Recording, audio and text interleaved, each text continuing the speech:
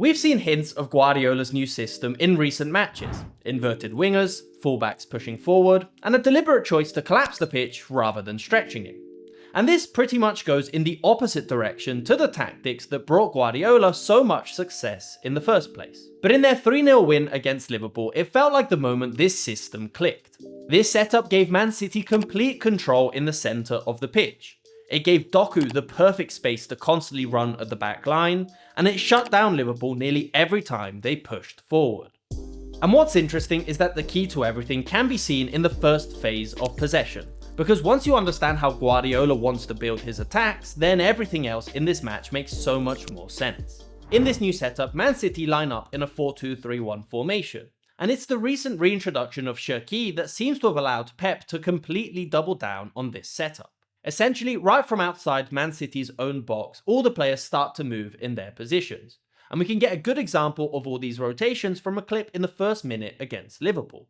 Firstly, the fullbacks push forward and are the team's options out wide. They're not instantly pushing on the defensive line, but are in a position that would force the fullback to jump forward if they received the ball, then leaving a big gap for the winger to run into, something we'll see continuously with Doku in this match.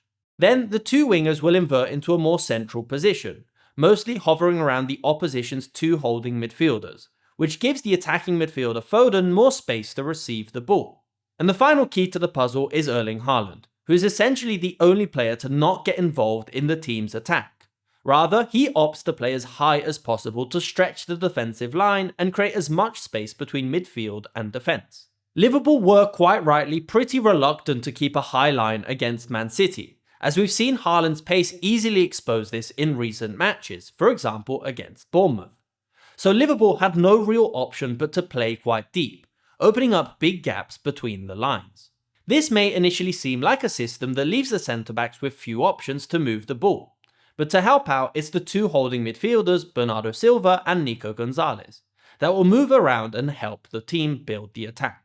In any attacking move, we can constantly see these two players picking up the ball in any space near the centre-backs, either dropping between them, moving out wide, acting as the fullback, or either staying in midfield and allowing the centre-backs to push forward themselves. It's actually a very similar concept to what we're seeing from Vincent Kompany at Bayern Munich, with both fullbacks instantly pushing forward on the flanks. The main difference between these two setups is that the wingers in Bayern Munich's system are still hugging the touchline, while the fullbacks will invert into a more central position.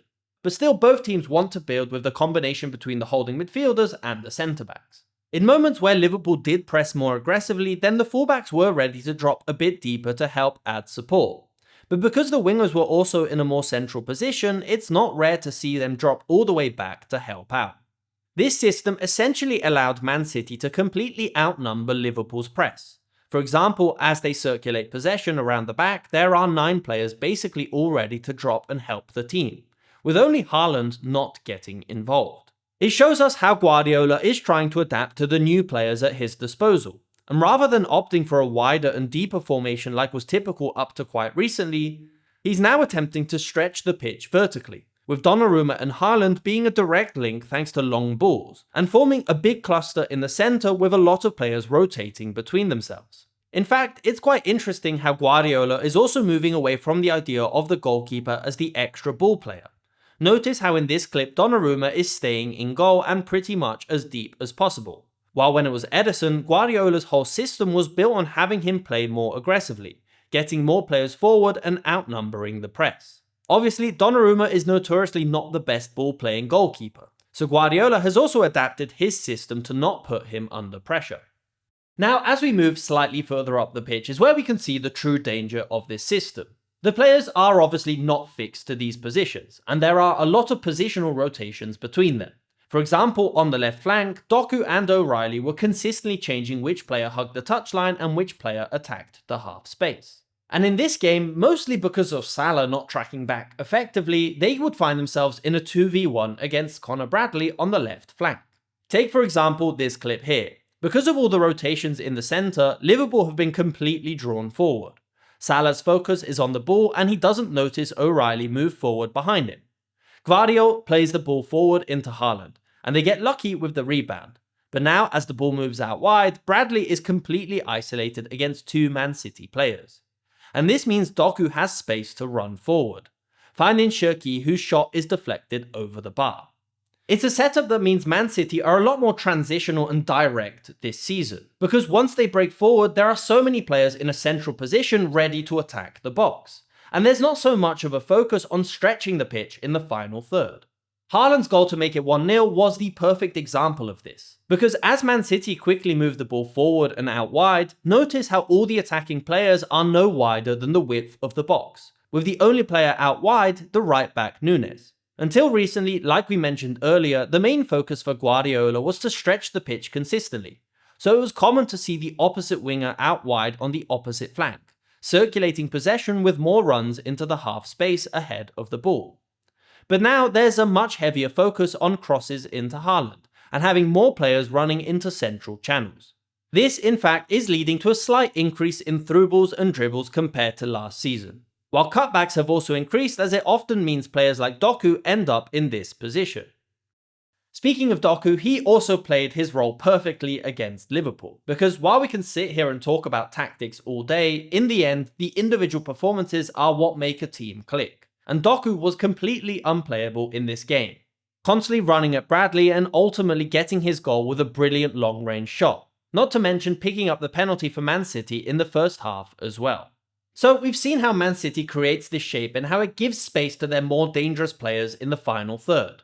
But a tactical system only looks this good when the opponent fails to adapt, and Liverpool really struggled in this match. There are currently some big issues Liverpool and Arne Slot are currently going through, and I think the first goal they conceded is the perfect example of a change in mentality compared to last season. In fact, right at the start of the move, we see Man City playing out from the back brilliantly, but the counter-press from Liverpool is extremely disconnected. Liverpool's defensive mentality was one of the main reasons why they won the league last year, even when not playing their best offensive football, and they were consistently able to win the ball back high up the pitch thanks to their counter-pressing intensity.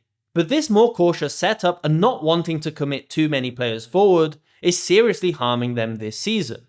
It's a pretty similar scenario for Man City's second goal. Even though it was from a corner, they were far too slow to close down Gonzalez on the edge of the box, who had all the time he needed to set up his shot. Offensively speaking, barring a couple of well-worked moves which you would expect from a team of this level, Liverpool didn't offer much going forward. Van Dijk's disallowed goal was certainly a controversial decision, but ultimately it wouldn't have changed the outcome of this match. Man City dealt with their threats pretty consistently. In the end, this game felt like more than a big win for Man City.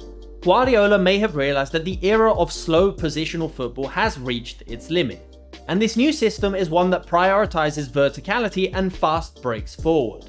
And it seems to directly play into the strengths of the squad, and at least last night completely exposed Liverpool. However, there's still all to play for this season, so do you think this is the right setup for Man City to keep up with the league leaders Arsenal? Leave your thoughts in the comments down below. Thanks for watching.